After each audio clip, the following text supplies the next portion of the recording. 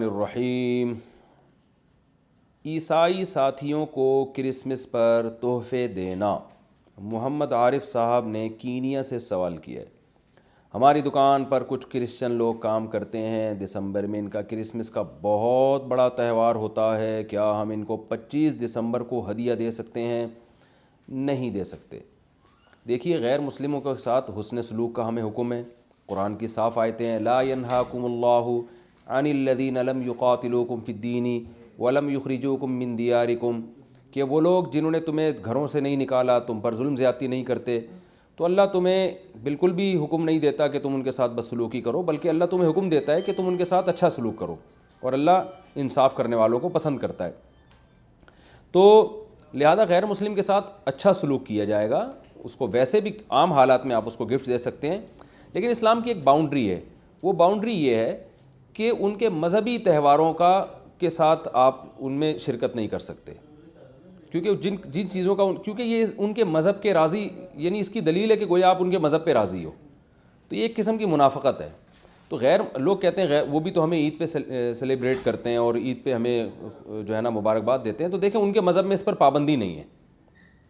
اس کی مثال ایسے ہے جیسے کوئی ہندو اگر مسجد میں آ جائے اور بیٹھ جائے تو وہ جائز ہے، وہ ان کے مذہب میں جائز ہے، بھائی وہ مسجدوں میں جا سکتے ہیں، لیکن ہمیں اجازت نہیں ہے کہ ہم مندر جا کے ان کے بتوں کے سامنے ان کو خوش کرنے کے لیے جھک لیں۔ اب اگر کوئی ہندو آ کے ہماری مسجد میں سجدہ کر لے اللہ کو، اور یہ دلیل دے کہ میں بھی تو تمہاری مسجد میں آ کے سجدہ کرتا ہوں، تو تم بھی میرے مندر میں جا کے میرے بت کے سامنے سجدہ کرو، ہم کہیں گے بھائی ہم نہیں ہمارا تو نظریہ یہ ہے ہی نہیں، ہم تو ایک خدا کے ماننے والے ہیں، اور اسی بیس پر ہم اللہ کے علاوہ کسی کو سجدہ جائز ہی نہیں سمجھتے، تو ہم آپ کو خوش کرنے کے لیے کیسے سجدہ کر لیں ہم؟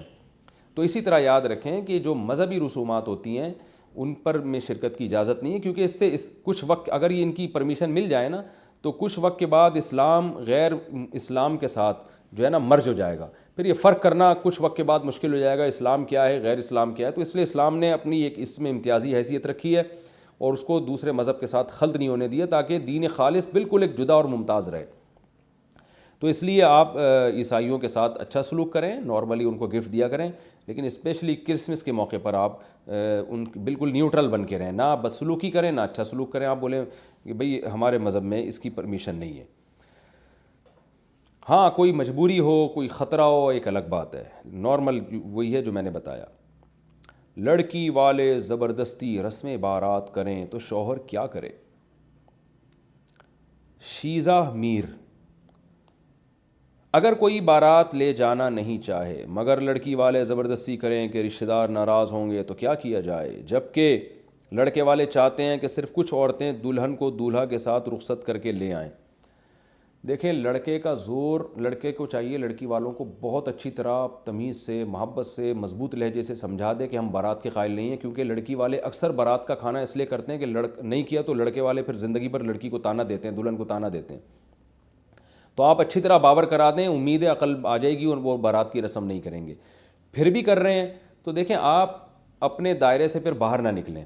آپ کا اپنے اوپر اپنے رشتہ داروں پر تو ہولڈ ہے، ان کے رشتہ داروں پر آپ کا ہولڈ نہیں ہے، تو پھر آپ ان سے یہ کہہ دیں کہ ہم اتنے افراد لے کر آئیں گے، پھر اگر آپ نے بارات کا کھانا کھلانا ہے تو اپنے رشتہ داروں کو آپ بلا لیں، ہمارا ان پہ زور نہیں ہے، نہ ہم ان پہ زبردستی منع کر سکتے ہیں، تو ہم آئیں گے نکاح کی محفل میں، تو اگر آپ نے تمبو بھی لگایا ہوا ہے اور لوگوں کو بلایا ہوا بھی ہے تو وہ آپ کا ہیڈک ہے، ٹھیک ہے آپ بارات کر لیں۔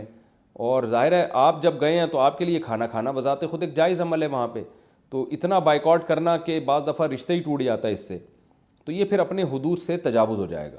تو کیونکہ بارات بذات خود حرام ناجائز رسم نہیں، ناجائز نہیں ہے، یعنی کوئی بذات خود حرام نہیں ہے، اس کو ناجائز کہا جاتا ہے ان فسادات کی وجہ سے، جو فسادات اس بارات کی رسم میں موجود ہیں، جن پر ہم بیانات کرتے رہتے ہیں، اور یہ خلاف سنت ہے، یعنی سنت کے بالکل اپوزٹ ہے، اسلام کے مزاج کے بالکل خلاف ہے۔ تو اس لیے اس میں اتنی شدت جائز نہیں ہے کہ آپ اپنے اختیارات سے بھی آگے نکل جائیں۔ تو شدت اس طور پر تو جائز ہے کہ آپ سختی سے منع کریں، لڑکی والے اگر بارات کر رہے ہیں پھر بھی تو بہت خطرہ ہے کہ وہ سخت گناہگار ہوں گے، کیونکہ ایک چیز جب لڑکے والوں نے منع بھی کر دی، اب تو آپ مجبور نہیں ہیں، تو آپ کیوں ایک بری رسم کو پروموٹ کر رہے ہیں، لڑکیوں کی شادیوں کو مشکل بنا رہے ہیں، اسلام کے مزاج کے بالکل خلاف کام کر رہے ہیں، تو وہ گناہگار ہوں گے۔ لیکن اگر لڑکے نے اپنی ذمہ داری پوری کر لی، ان کو تمیز سے سمجھا بھی دیا، پھر بھی اگر لڑکی والے کرتے ہیں تو پھر گناہ لڑکی والوں کو ہوگا، لڑکے والوں کو انشاءاللہ گناہ نہیں ہوگا. آپ پھر اس سے زیادہ نہ کریں. پھر اتنا ضرور کر لیں کہ بھئی ہماری طرف سے یہ 5-6 لوگ ہی آئیں گے یا 8-10 افراد ہی آئیں گے، اس سے زیادہ نہیں آئیں گے. پھر یہ آپ اپنے رشتہ داروں کو W11 بھر کے بلائیں تو یہ آپ کا ہیڈک ہے، ہمارا ہیڈک نہیں ہے. اس میں اگر وہ تمبو لگاتے ہیں، ہال بک کراتے ہیں اور تو وہ پھر ان کا ہیڈک ہے. پھر آپ اس میں زیادہ سختی نہ کریں، آپ کھائیں، کھانا کھائیں، دلہن کو لے کے پتلی گلی سے نکل جائیں، ورنہ دلہن ہی نہیں ملے گی. پھر آپ کو زیادہ سختی کریں گے نا، رشتہ ٹوٹ جائے گا. پھر آپ پھر روتے رہیں گے، اتنی مشکل سے شادی ہوئی تھی، پھر کہاں تلاش کریں گے آپ. گھر میں سفید مرغا رکھنا کیا باعث ثواب ہے؟ سفید مرغا یعنی ککڑ کے بارے میں، ککڑ کے بارے میں وضاحت فرما دیں. ککڑ کیا ہوتا ہے بھائی؟ کہ کیا اس کو گھر میں رکھنا ثواب کا کام ہے؟ حمید اللہ خان. دیکھیں، مرغا رکھنے کی الگ سے فضیلت پر تو کوئی حدیث نہیں ہے گھر میں، نہ سفید، اور سفید کی تو ویسے بھی کوئی خاص نہیں ہے. ہاں یہ ہے کہ سفید رنگ اللہ کو محبوب ہے لباس میں، تو شاید اس بیس پہ تھوڑا سفید رنگ میں زیادہ ثواب مل جائے کہ بھئی سفید کلر اللہ کو زیادہ محبوب ہے. یعنی حدیث میں آتا ہے سفید کی فضیلت ہے، وہ وائٹنس ہوتی ہے نا ایک طرح، اس میں اچھا لگتا ہے.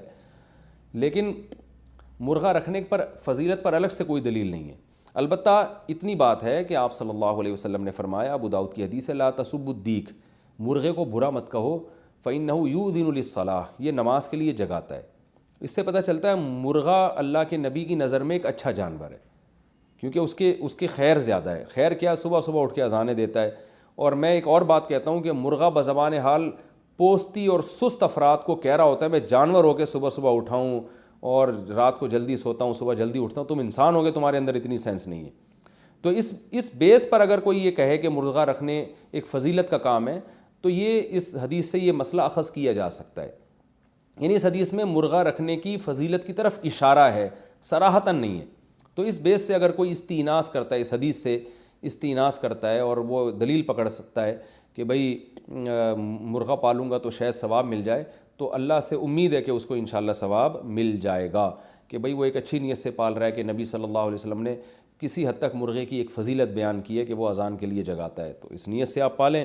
اور مزید یہ نیت کر لیں کہ صبح صبح اٹھے گا تو اذان بھی دے گا، آنکھ کھل جائے گی تہجد کے لیے، نماز کے لیے، اور تھوڑا سا احساس بھی ہوگا کہ دیکھو یہ صبح صبح کتنا فریش ہے، کیونکہ رات کو ٹائم پہ سویا تھا اور صبح جلدی اٹھا ہے. تو اسی سے شاید عبرت حاصل ہو جائے کہ ہم بھی ٹائم پہ سوئیں اور صبح صبح جلدی اٹھ جائیں. اس نیت سے آپ رکھ لیں، اللہ سے امید ہے کہ آپ کو ثواب مل جائے گا انشاءاللہ.